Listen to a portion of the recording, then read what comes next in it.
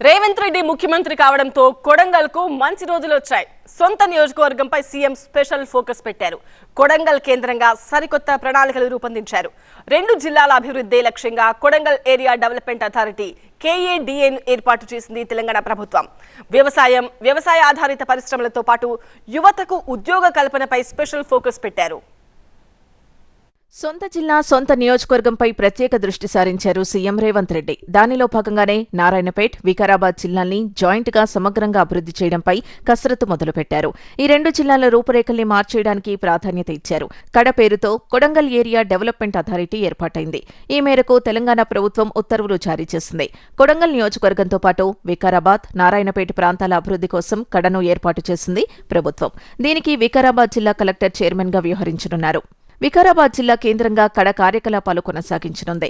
దాంతోపాటు కొడంగల్ నియోజకవర్గ అభివృద్ధి కార్యక్రమాలను ఎప్పటికప్పుడు పర్యవేక్షించడానికి స్పెషల్ ఆఫీసర్ని నియమించాలని ఉత్తర్వుల్లో పేర్కొంది ప్రభుత్వం. కడ పరిధిలోకొచ్చే ప్రాంతాల్ని ఒకసారి పరిశీలిస్తే వికారాబాద్ జిల్లాలోని 4 మండలాలు, నారాయణపేట జిల్లాలోని 4 మండలాలు కడ పరిధిలోకి రానున్నాయి.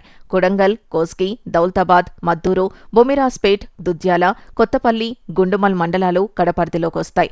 కొడంగల్ నియోజకవర్గ అభివృద్ధి కోసం ప్రణాళికలు రూపొందించనుంది కడ. వ్యవసాయ ఆధారిత పరిశ్రమలపై ప్రధానంగా ఫోకస్ చేయనుంది. కడ పరిధిలోకొచ్చే అన్ని పట్టణాలు, గ్రామాల్లో కనీస మౌలిక సదుపాయాల్ని కల్పించడం, సీసీ రోడ్లు నిర్మించడం, సీసీ డ్రైనేజ్ అభివృద్ధి, మంచినీటి సరఫరా, అన్ని గ్రామాలను విద్యుద్దీకరించడం, వీధి దీపాల నిర్వహణ వంటి పనుల్ని ఈ అథారిటీ పర్యవేక్షిస్తుంది. అలాగే ఉద్యోగాల కల్పన, నైపుణ్యాభివృద్ధి, ప్రజలకు మరింత మెరుగైన విద్య, వైద్యాన్ని అందించడం లాంటి కార్యక్రమాల్ని చేపట్టనుంది. భూగర్భ జల సంరక్షణ, భూసార పరిరక్షణ, సహజ వనరుల్ని సద్వినియోగం చేసుకోవడం, వ్యవసాయోత్పత్తుల్ని రెట్టింపు చేయడం వంటి కార్యక్రమాలపై ఫోకస్ చేయనుంది కడ.